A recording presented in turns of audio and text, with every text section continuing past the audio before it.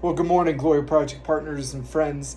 This week was filled with some great opportunities as a ministry.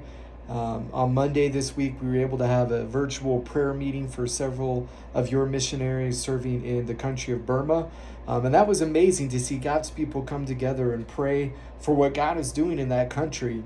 I shared with those who gathered that more than two-thirds of the country is under rebel control or is contested against the military dictatorship that overthrew a free and democratic republic 2 years ago.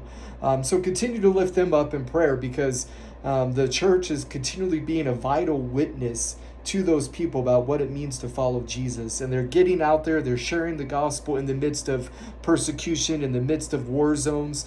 And so we want to lift them up, asking for courage, asking for strength, asking for God's protection upon them. And then this week we had a great webinar on Thursday.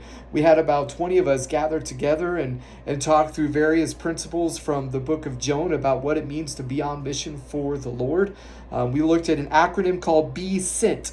And we looked at the 4 chapters of Jonah, and we learned that for us to be an everyday missionary, for us to be on mission for God every day, that first we need to be attentive to God's voice. Secondly, we need to enter into the wrestling ring, determining exactly what God is calling us to do.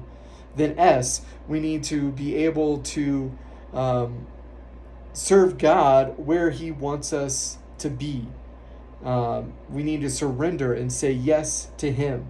Then E, we need to erase any self-absorbed, self-consumed selfishness that we have and look at our agenda and look at our schedule as a means to bless someone else.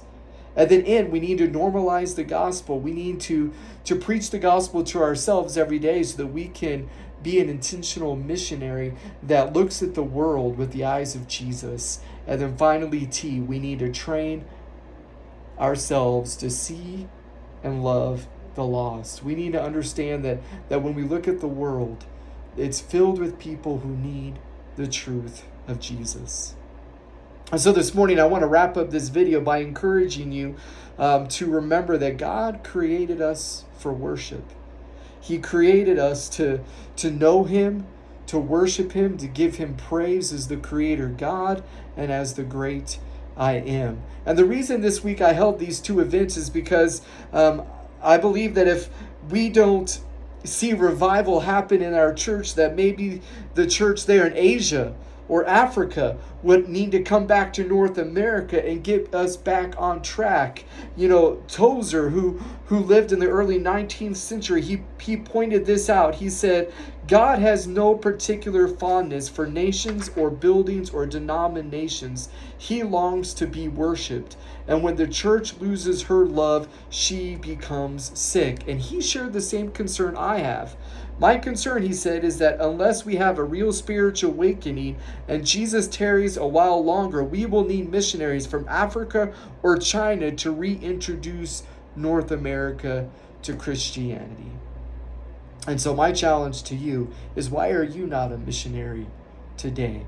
Because we all have been sent.